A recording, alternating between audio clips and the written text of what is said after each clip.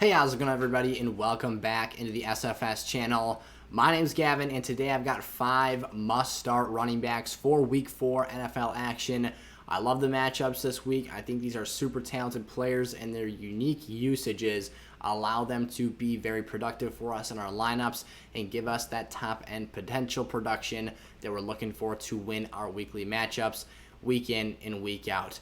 Before we get started with today's video, I want to let you guys know if you're looking for an extra edge in your fantasy leagues, head over to sizzlefantasy.com. That's my website here, and check out SFS Gold. I've got weekly positional rankings for quarterbacks, running backs, wide receivers, tight ends, and defenses that you'll be able to take advantage of and stack your team up against itself and check out each of your individual players and see where they land on my rankings list.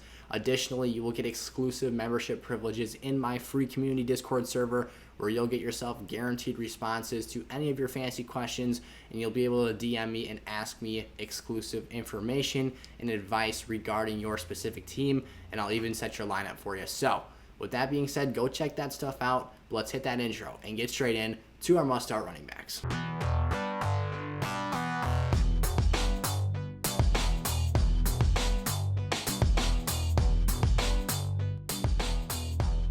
Alrighty, as always, if you are new around here, make sure to drop down, click that subscribe button, and turn the bell on so you're never late for an episode. But here we go. David Montgomery, Chicago Bears, Detroit Lions. This is a great matchup for all Bears offensive players. They've been struggling the last 2 weeks. The wheels haven't really got rolling here, and the run game needs to become a more centralized and focal piece of this offensive attack for this team. Justin Fields was 6 of 20 passing last week. That is not acceptable. You need to find more balance, find better play calling. Matt Nagy needs to get it together here. He is playing one of the worst rushing defenses in the league. Last week, the Ravens didn't take advantage of this enough. The Packers did the week prior and absolutely flamed the Detroit Lions front seven.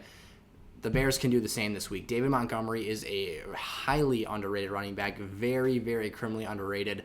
He can go out here and make big plays. He can go out and make an explosive run happen. He can pull fantasy teams the distance this week if he just gets the volume he needs and gets the usage that he should see. The Bears need to rely on the run game more than they have. They can't drop back and do 5-step drop passing plays. They are going to take sacks. They took 9 of them last week. It doesn't matter that Myles Garrett's the best pass rusher in the league and that, yes, maybe that gave them an extra edge to pick up more sacks than a normal team would. But the Lions will still get pressure, they will still impact throws, and they will still disrupt this offense and make it highly inefficient, which is the last thing you want to see if you're an offensive play caller or an offensive coordinator. So, please, I'm begging you, Chicago, run the football, give David Montgomery 20-plus touches this week. It'll pay off. You can use a balanced attack and get back to 500 here. Bears, run the football. David Montgomery, great matchup. Zack Moss against the Houston Texans here. Zack Moss has really rebounded very, very strongly since being a healthy scratch in Week 1. 3 touchdowns in the last 2 games for him, and he starts to look as if he's going to take over this Bills backfield. This is something I projected during draft season. I expected he would be the more utilized running back and had the most fantasy upside, in particular because of his goal line ability and his capability of scoring touchdowns and being a pinball in the red zone. I don't think that Zack Moss is an upper echelon fantasy running back by any stretch of the imagination, but he can put up quality RB2 numbers. This is also somebody who can be used in the receiving game and catch a few passes here and there as well. So you're talking about a Texans defense that isn't terrible, but they are susceptible to giving up enough points to running back to make him fantasy relevant in a given week. I think the Bills are going to blow the brakes off the Texans, especially if they have to start Davis Mills, which with Tyrod Taylor on the injured reserve, that's going to be the case here. It's not going to be as close as it was against the Panthers last week, and the Panthers pulled away late. I think that Buffalo runs wild in this one, drains the clock out in the fourth quarter, and maybe Zack Moss has a chance to see upper teens or even lower 20s in the touch category this week and have himself a very nice volume day. Miles Sanders against the Kansas City Chiefs for the Philadelphia Eagles. This Kansas City front for the defensive side of the football has been getting pushed around the last few weeks. We saw it against Baltimore. They got blown off the ball. And last week, Austin Eckler looked like a demon out there. I mean, he was putting his shoulder pads down, running over linebackers, playing physical football for one of the smaller starting backs in the NFL. Miles Sanders is dang talented in his own right. They don't always use him to the best of his ability, but when he gets touches, he's got explosive ability, and he has the capability of making big runs because he is so talented. He just needs touches here. He needs smart play calling. He needs Nick Sirianni to give him the ball enough times to produce. But this is a game where I think with this Philly offensive line could be a mismatch here. Get the Eagles in offense, get them rolling, get them setting up play action passes, and get a very balanced attack going. I think it starts with Miles Sanders, and if they want to stay in this game, they can't get in a shootout. So play ball control football, give your running back his touches, and let him go to work here against this Chiefs football team. He should have the opportunity at least to put up a very nice game. The only worry for me would be potentially if the Eagles get off to a slow start and let the Chiefs get out in front and just roll them. Chris Carson against the San Francisco 49ers.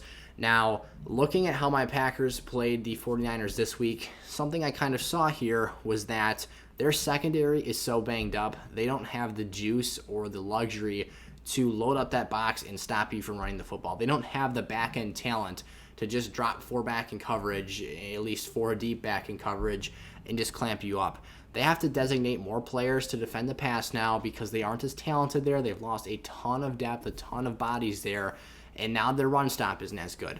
Pick your poison here, San Fran. Do you want to let DK Metcalf and Tyler Lockett run past you all night long and burn you on deep route after deep route? I mean, Marquez Valdes-Scantling, Devontae Adams, they had their fair share of plays. Allen Lazard caught a fade pass for like 30-plus yards on one of the first drives of the game for Green Bay. I think that the Seattle Seahawks have better pass catchers from a complete arsenal of players perspective. Devontae Adams is probably better than all of their guys, but at least in terms of the depth they have more weapons that can burn you deep. Pick your poison. You're going to have to lighten up the box here. Seattle is not an elite offensive line, but they are very good at playing physical football and just running the dude over in front of them. Chris Carson will see his touches. He's a workhorse back. He's a touchdown magnet. He's going to get his usage this week and be a high-level RB2 producer. I love the matchup, and I love the potential for him to produce here with that back end being overcompensated for. And then Jonathan Taylor. I feel like I shouldn't have to put Jonathan Taylor on a must-starts list, but the struggles he's had so far this season is what's inclining me to do so. The Dolphins are still just the 23rd ranked unit against the run in 2021. They did not play a good game. They give up a lot of yards. The Dolphins will get takeaways. They'll get sacks. They'll play flashy defense, but they will give up a ton of yards in exchange. They're a bend but don't break defense. Something has got to give here with this Colts offense, though. Carson Wentz has still been trying to get on the tracks here. He's been inefficient. He hasn't been a predictable player so far. Frank Reich will get this together, though. Sooner rather than later, the talent has to take over. This offensive line is too good for this run game to be failing. They need to use this run game and rely on it and lean on it more because of their other offensive struggles, and they need to set up the rest of the offense on play-action passes from the strength that JT brings to the table. He has been on the field for less than 50% of the offensive snaps the last 2 weeks. That is an issue. Your workhorse back needs to be out there more, and he needs to be playing more often. He hasn't found the end zone yet. He doesn't even have over 200 yards rushing so far this season in 3 starts. Again, something's got to give here. This team is too good to fail. This offensive line is too good to fail. I think they'll be able to push around the Dolphins front this week and give him the running lanes he needs to be successful. He's just got to go out there, capitalize on the opportunity, make an effective, explosive rush happen, and at the end of the day, we'll look back and see Jonathan Taylor had a productive performance for us. Alrighty, those were 5 must-start running backs for Week 4 fantasy football action. Remember, if you've got any questions for me, you can drop those down in the comment section below. I'm happy to help with any flex decisions or any of that fun stuff that we've got for this week, answer any trade talks, and give you advice in that section of fantasy or anything else you need from me. I want to be an asset here for you, a tool for you, and the most interactive fantasy channel out there for you all this season to help you pick up those wins in that league championship at the end of the year. Remember, go check out some merch if you'd like to see that. That's in the description as well. Go check out SFS Gold, the free community Discord. There's a ton of awesome stuff out there for you all to take advantage of and capitalize here with Sizzle Fantasy Sports. So, thank you all so much for watching. I will see you guys tomorrow. Peace out.